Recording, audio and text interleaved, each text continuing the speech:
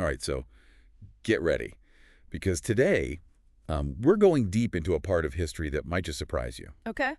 British fascism. Oh, wow. Yeah. When you think of Britain, you think, Right. stiff upper lip, Winston Churchill, unwavering democracies. Hmm. But what if I told you that in the 1920s and 30s, the seeds of fascism were actually, like, taking root on British soil? It's fascinating. It's a really often overlooked period. Yeah. And I think it really challenges our assumptions about British history, and it offers some unsettling parallels Yeah, to trends that we see even today. definitely. And to kind of guide us through this deep dive, we're turning to the Rest is History podcast, Oh, great choice. hosted by a couple of brilliant historians who, I mean, they really know their stuff. Yeah.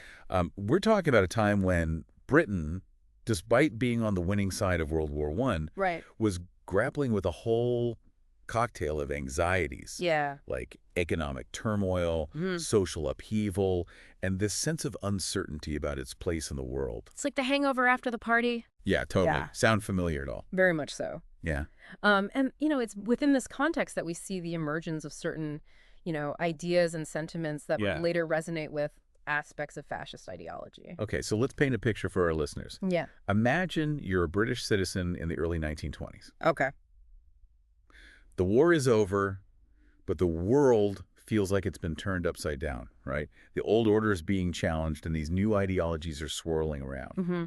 Yeah. And remember, even before the war, British society, it wasn't as perfectly democratic Right. as we might imagine. For instance, only about 60% of men actually had the right to vote. So there's this sense of disenfranchisement kind of simmering beneath the surface. Exactly. Yeah. And on top of that, there was this pervasive nostalgia for a simpler, more idealized past.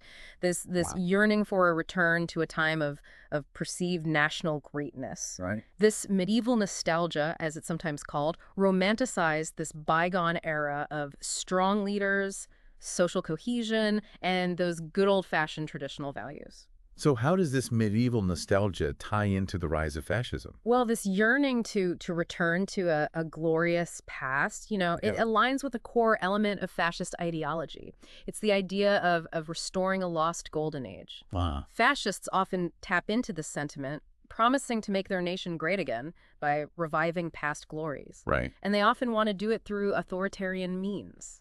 I see the connection. Yeah. So it's not just about missing the good old days. Okay. It's about using that longing for the past to justify a very specific kind of future. That's it. And alongside this nostalgia, we see other troubling ideas kind of gaining traction. Oh, yeah? Concerns about degeneracy were bubbling up, fueled by anxieties about social change, immigration, and this perceived decline of traditional morality. Degeneracy. So what did that mean in this context? It was this pseudoscientific concept that certain groups or behaviors were weakening the nation. Okay. Declining birth rates, the perceived rise of immorality, and the influx of immigrants were all seen as evidence of this. So it's basically a way of blaming societal problems on Yeah. those deemed different or It's- undesirable. Exactly. And this fear of degeneracy was often intertwined with anxieties about racial purity and the need for national efficiency. So all of these anxieties, Yeah. economic hardship, social change, these fears of decline, it's like a powder keg waiting to be ignited. It is. And then comes a spark. The Boer War. That conflict in South Africa from 1899 to 1902. That's right. Didn't that shake Britain's confidence a bit? Absolutely. I mean, Britain, this imperial powerhouse, Yeah. struggled against the Boers, farmers with rifles, essentially. And it chipped away at that image of British invincibility Right. and fueled concerns about national decline. So it's like a collective what's happening to us Yeah. moment for the British public. Yeah, exactly. And in response to this perceived vulnerability, you see a surge in organizations and initiatives promoting discipline, patriotism, physical fitness. Right. It's like a toughen up Britain mentality. Yeah. Think of the Boy Scouts, founded in 1908. While not inherently fascist, the organization embodies these values Right. that would later be co-opted and twisted by fascist movements. And of course, we can't forget the growing emphasis on sport during this period. Right. Sport became more than just recreation. Yeah. It was seen as a way to bolster masculinity, national vigor, Yeah. prepare young men for potential future conflicts. Yeah. Rugby scrums and boxing matches transformed into metaphors for national strength. Right. And then in 1922, a figure emerged on the world stage who would provide a model for aspiring British fascists, Okay. Benito Mussolini. Ducey himself. Didn't he take power in Italy that year, marching on Rome with his black shirt? That's right. And his rise to power sent shockwaves across Europe. But wasn't Mussolini initially seen by some as, like, a strong leader? Someone who could bring order to chaos? Yeah, and this is where historical context becomes crucial. Okay. At the time, Mussolini was praised by some, even in Britain, for his stance against, the perceived threat of Bolshevism. Yeah. Remember, this was the era of the Red Scare, and fear of communist revolution was running high. Right. So, in a way, Mussolini was seen as a bulwark against a greater evil. Exactly. And even figures we now revere, like Winston Churchill, expressed admiration for Mussolini's strength and his anti-communist stance. That's a bit jarring to hear. It is. But it's a good reminder of how historical figures, even the greatest ones, are products of their time. Absolutely. It highlights the dangers of hero worship and the importance of, critically examining historical figures within their specific context. Okay, so with Mussolini's success as a backdrop, we see the first, like, truly British fascist organization emerge in 1923. Yes. The British Fascist. Led by a figure who might surprise you. I have a feeling this is where it gets really interesting. Yes. Tell me more. It was a woman, Rotha Lintor-Norman. A woman leading a fascist organization in the 1920s. That's not the image that usually comes to mind. I know, right? It really challenges our preconceived notions about who was drawn to these movements. Lintor-Norman was a decorated veteran of World War I. Okay. And she had this intense, almost, messianic belief that Britain was teetering on the brink of collapse. So what drove her to form the British Fascisti? Well, like many others at the time, she saw threats everywhere. Right. Bolsheviks, socialists, immigrants, all conspiring to undermine British values and traditions. Yeah. She truly believed that strong authoritarian leadership was the only way to save the nation from ruin. Okay, and who are the people who, like, joined her movement?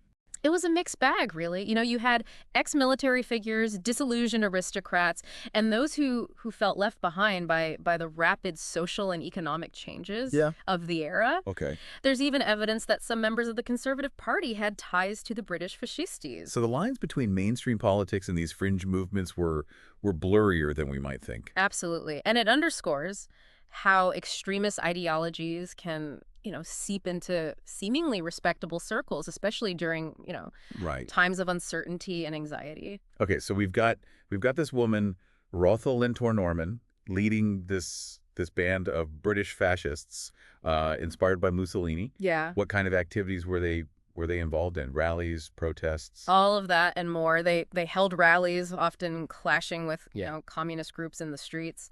They published propaganda. Okay. And tried to recruit new members. Right. They even formed their own paramilitary wing, complete with black uniforms and intimidating drill. Yeah. It sounds like a scene straight out of a movie. It does, doesn't it? Yeah. But despite all this activity, British fascism never really gained widespread power, did it? No, it didn't. And that's the million-pound question. It is. Why, despite these unsettling undercurrents, did British democracy ultimately hold strong? That's the question, isn't it? Yeah. What were the factors that prevented Britain from, Right. going down the same path as Germany or Italy? Well, historians have pointed to several key factors. Okay.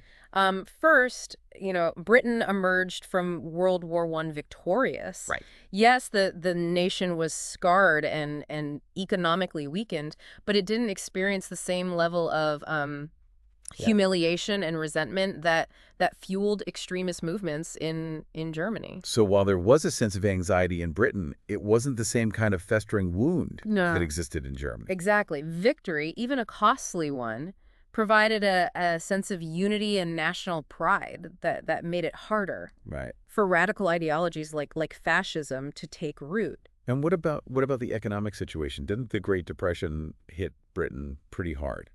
Yes, but it's important to remember that the impact of the Depression was less severe in Britain than in many other countries. So while people were certainly feeling the pinch, they weren't facing the same level of, like, desperation, Right. despair that that pushed some toward those extreme solutions out Exactly. there in Europe. Exactly. And then there's the factor of political leadership. Okay. Figures like Stanley Baldwin and Ramsay MacDonald, though, often criticized, provided a measure of stability and helped to foster a more inclusive political climate. Okay, so tell me more about Baldwin. I know he was a conservative prime minister, Yeah. but how did his leadership style contribute to keeping fascism at bay? Well, Baldwin was a master of compromise and moderation. Right. He recognized the growing appeal of the Labor Party and instead of, demonizing them as enemies of the state, Right. he sought to accommodate their demands and work within the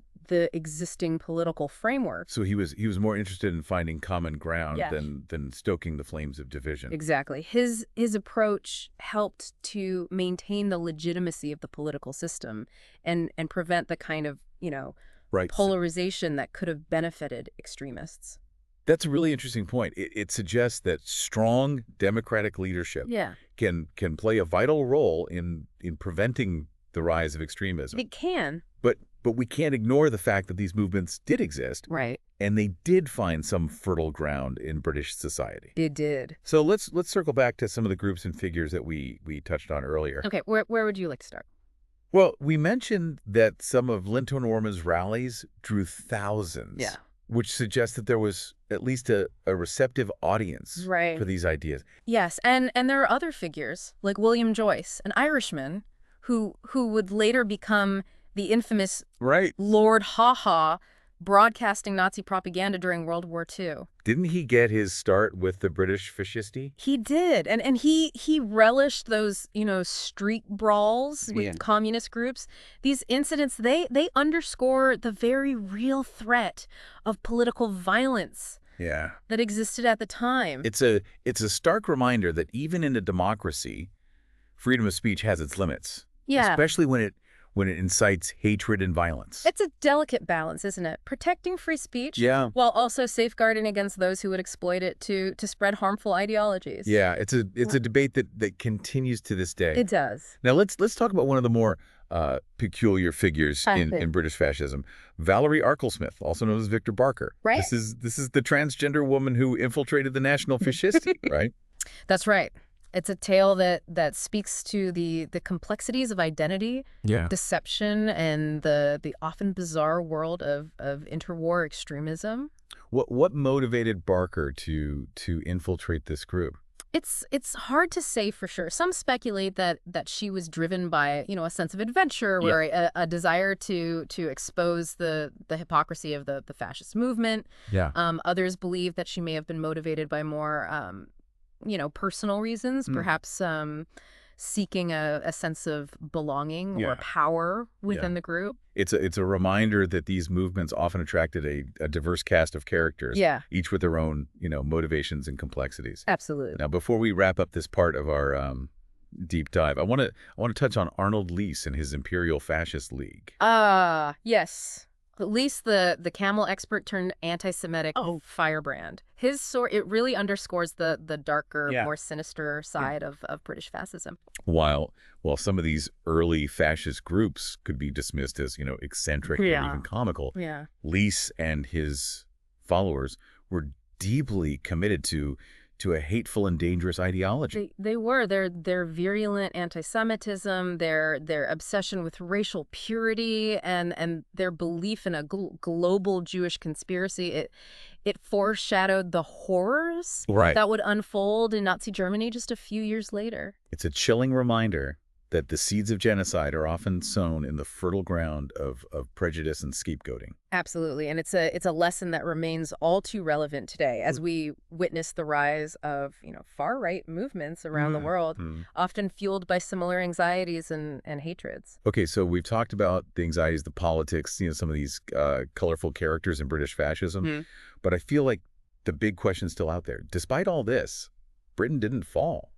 Why? Like, what was it about British character, the national psyche, that kind of acted as a shield? Well, I mean, Britain has this long tradition, right, of parliamentary democracy and just this, deep-seated respect for individual liberty. I mean, it's really woven into the fabric of their society.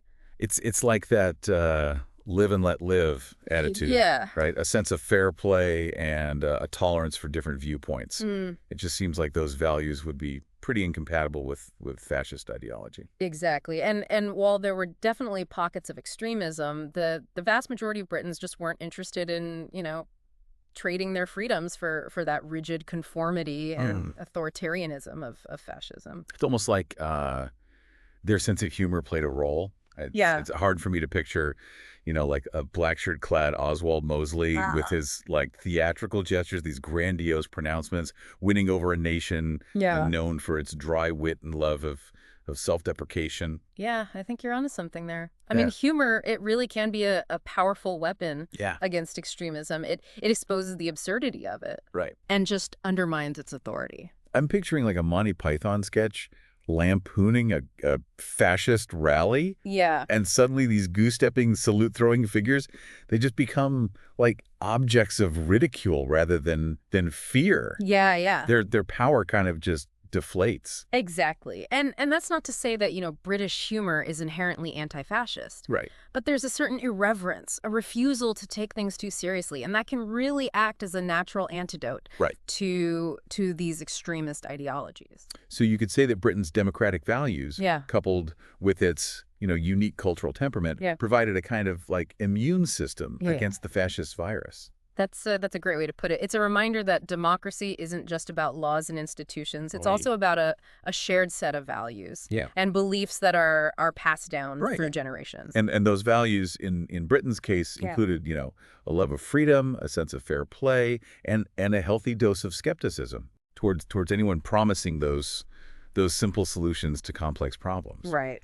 But as we've seen throughout this deep dive, even the most stable democracies, they can be vulnerable Yeah. to the allure of the extreme, especially in times of crisis, Mm-hmm. right? So what lessons can we take away? What can we do to make sure history doesn't repeat itself? Well, first and foremost, I think we need to be vigilant. Yeah. We need to recognize those warning signs of extremism, the scapegoating, the fear-mongering, the demonization of the other, Right. and just call it out whenever and Yeah. wherever we see it. It's like that old saying, the only thing necessary for the triumph of evil is for good men to do nothing. Exactly. We all have a responsibility to speak up against injustice, intolerance, to defend those democratic values, Yeah. and to hold our leaders accountable. Right, right. And let's not forget the power of education. Yeah. The more we understand about the history of extremism, Yeah. the better equipped we'll be to recognize it in its modern form Absolutely. and prevent its resurgence. This deep dive has only scratched the surface. I mean, there's a wealth of information out there. Right. Books, documentaries, podcasts, articles, all of it. It can really deepen our understanding of Yeah. this critical topic. And finally, let's remember the importance of hope. Despite, the darkness that we've explored in this episode, the fact that Britain resisted fascism, Right. it's ultimately a testament to the enduring power of human resilience and the triumph of those democratic values. It shows us that even in the face of, seemingly insurmountable challenges, we have the power to choose a different path, to build a more just and equitable world. So as we wrap up this deep dive into British fascism, we leave you with this thought. What are those ingredients for fascism in our own time? And what can we do individually and collectively to ensure that those ingredients never, combine to create that toxic brew that poisons so much of the 20th century? It's a question worth pondering and one that we all have a stake in answering. Indeed. So thanks for joining us on this journey. We hope you found it enlightening. Yes. And as always, we encourage you to keep exploring, keep learning, and keep asking those tough questions. Until next time. See you next time.